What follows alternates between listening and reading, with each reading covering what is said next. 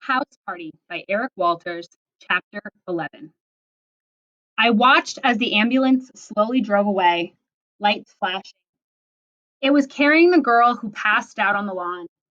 That was all it was. She had drunk so much that she passed out. And when the police arrived, her friends just ran off and left her. Nice friends. The only vehicles left on the street were the police cars. The only people left in the houses were Jen and me and the police. The officers strolled through the house, their big, thick black boots grinding the glass and garbage even further into the carpet. They'd been walking around, checking out the house, making sure nobody else was hiding or passed out. Occasionally, I heard one or the other comment that they were glad this wasn't their house. A female officer came up to us. Here, she said, handing me a glass. Thanks, I said and took a small sip. It was water. How are you feeling? She asked. She'd been nothing but nice to me. I'm not sure what I'd expected, but they'd all been nice. I don't know how I feel, I said. I guess just numb. I can't believe any of this happened. I can't believe it happened. I've seen worse, she said. Worse than this? I gasped. Far worse. I've been to places where sinks have been smashed, toilets ripped out, walls broken, televisions stolen. I stopped somebody from taking my father's digital camera, I said. You won't know what was taken until you and your parents check out the whole house. I wouldn't be surprised if lots of things have been stolen. What an awful thought. And we can be grateful that nobody was seriously hurt, the officer said. There have been some real tragedies at parties like these. Broken bones, head injuries. There have even been deaths.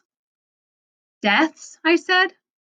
If you have hundreds of teenagers fueled by alcohol with nobody to put on the brakes, there's no limit to how bad things can get. I thought about the girl who had been cut by the flying glass. I wondered where she went, how badly she'd been hurt, and what would happen if that brick had hit her in the head or if the glass had flown up into her eyes. Is that girl in the ambulance going to be okay? Jen asked. She'll be fine. Alcohol poisoning. I talked to her. Stupid kid had never drank before in her whole life, and tonight she chose to down a whole Mickey of whiskey. The officer made a face like she was disgusted, and my stomach did a flip. The alcohol in that punch was more than I'd ever had before. I could only imagine how Jen was feeling. She'll be treated and released, probably by tomorrow morning, the officer said. I don't know what will be worse, the way her head is going to be feeling or facing her parents. And speaking of facing your parents, we haven't been able to get in touch with your parents. Nobody is picking up at your grandmother's house. The phone is in my Nana's room and she's hard of hearing. If she took out her hearing aid, she probably can't hear it ringing. She must be sleeping through it, I said. What about my father's cell phone? Nobody's picking it up. It says the customer is not currently available. I guess my father turned his cell phone off.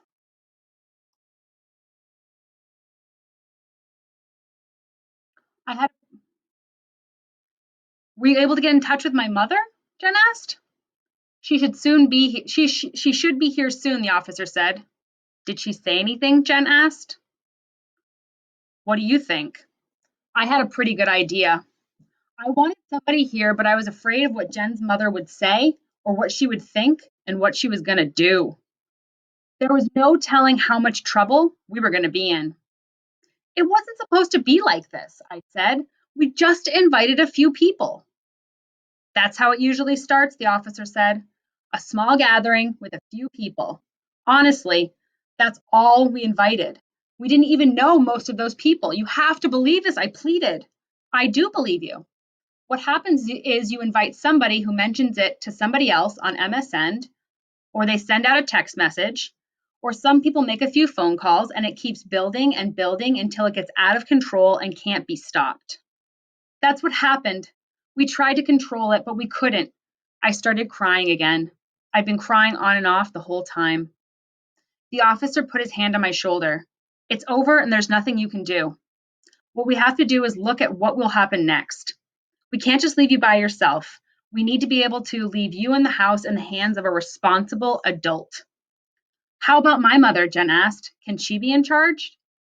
We could ask her when she gets here, the officer says. Do you think she'll agree? I asked.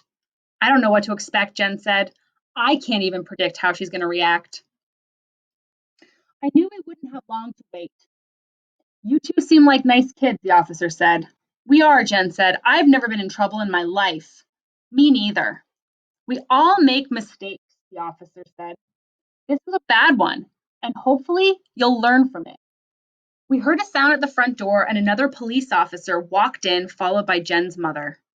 My goodness, this is beyond belief, she said. She looked slowly around the room, taking in the whole scene. How could this happen? She gasped. There was no answer I could give. It looks awful, the officer said. But it's only property damage. Nobody got hurt. That's the important thing. Jen started to cry, and her mother rushed over and wrapped one arm around Jen and the other arm around me.